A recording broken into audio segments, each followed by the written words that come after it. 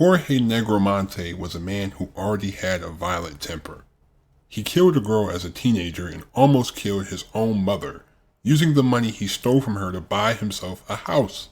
He even threatened to kill all the guests at his wedding, forcing him and his wife Isabel to go into isolation. In 2002, the 40-year-old Jorge met 16-year-old Bruna at the gym. They would fall in love as Isabel accepted her into the fold, forming a love triangle between them. Over time, Jorge came up with the idea of forming a sect between the three of them, which aimed to purify the earth. What they did next would shock Brazil. Welcome to History's Biggest Villains.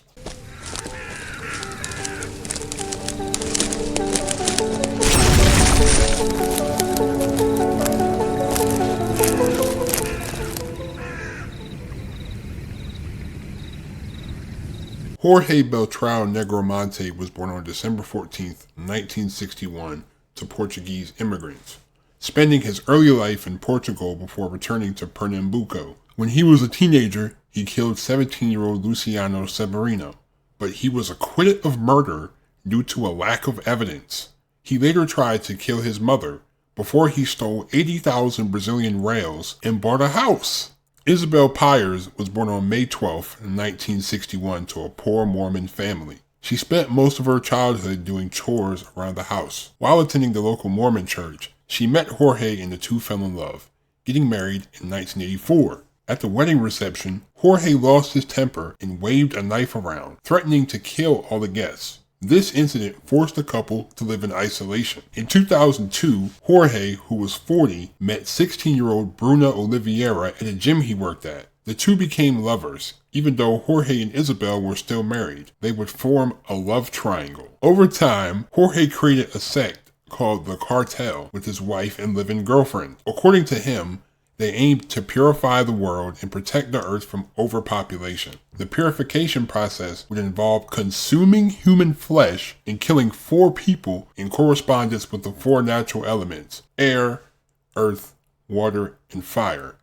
Jorge, who apparently received commands from an angel and a cherub, said that completing this task would open a portal to paradise, allowing them to ascend to the next plane of existence. What drugs was he on? I just want to know. On May 26, 2008, the members invited 17-year-old Jessica Camilla into their house. At the time, she was living on the streets with her 1-year-old daughter. Jorge and Isabel offered her and her daughter a place to stay if Jessica would become a domestic worker for them. While her father reported that she had been kidnapped, Jorge said that Jessica could only leave if she left her daughter with them, a proposal that she quickly refused. After a few weeks, Jorge and Bruna began to complain about Jessica's constant nights out and also the way she dressed, so they decided to kill her for this inappropriate behavior. Later that night, Jorge struck Jessica in the back of the head and dragged her to the bathroom, where they cut her throat. After they drained all of her blood, the cartel dismembered and skinned her, slicing up chunks of meat and putting it in the refrigerator. The next day, they seasoned, grilled, and ate the meat. They even gave some to Jessica's daughter. They buried some of the remains and threw the rest in the trash. Then they moved to Conde Paraíba, taking the little girl with them. Jorge stole Jessica's identity and used it to register the girl as theirs. On February 25, 2012, the cartel was living in Garanhuns, and they quickly resumed their mission. That night, they lured in 31-year-old Gisele Helena on the promise of helping her learn more about God. When she was killed,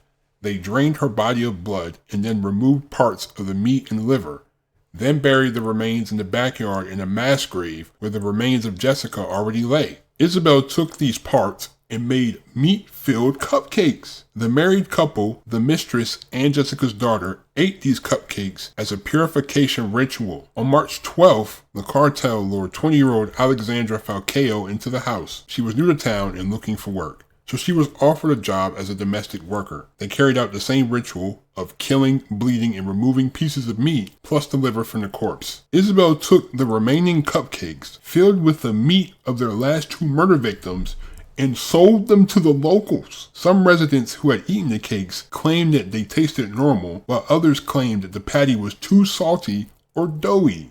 What? Shortly after Gisele disappeared, her family reported her missing, and the police began an investigation. There were no leads until mid-March, when the family received a credit card bill for several purchases made in Garanhuns. Officers then went to these stores and looked at the security cameras, where Jorge, Isabel, and Bruna were clearly visible. On April 9, 2012, arrest warrants were issued for the trio, as there was suspicion that Giselle and Alexandra were still inside their house. The trio was arrested on the scene, and Jessica's 5-year-old daughter, who was still with them, told the officers that Jorge was a cannibal and that they forced her to watch her mother's death and to eat her flesh. Shortly afterwards, one of the suspects admitted responsibility for the crimes and pointed out where the women had been buried. Upon exhumation, authorities found that the victims' remains had been dismembered and that Jessica's face had been severely disfigured. The next day, the house was vandalized and then set on fire by outraged residents. But this didn't interfere with the police work. The little girl's birth certificate was eventually found, which led to her being placed under the care of the Guardianship Council. Today, she lives with her great aunt. In 2014, the cartel, or as they were now known as the Cannibals of Garanhuns, appeared before the judge for the first time and were sentenced for the murder,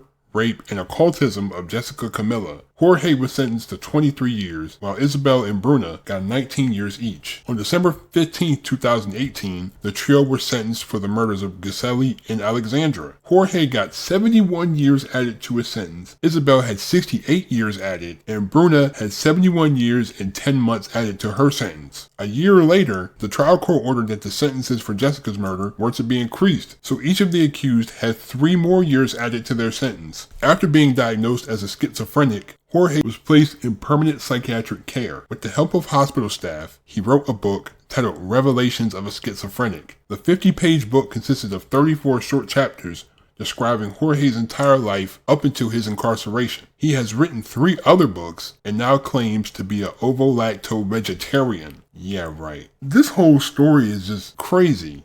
So you have a guy who's already killed somebody, who's threatened to kill his mother, who's threatened to kill people at the wedding, and she still marries him. And then he brings an underage girl to your house, but you don't care. So the 3 of you have some weird love triangle sex cult thing now. And then you kill people, you dismember them, then you eat them, and then the wife puts the meat inside of little patty cakes and sells them to people to eat. What? I don't even know what to say. What type of drugs was Jorge on? Because there's, how do you just randomly come up with that?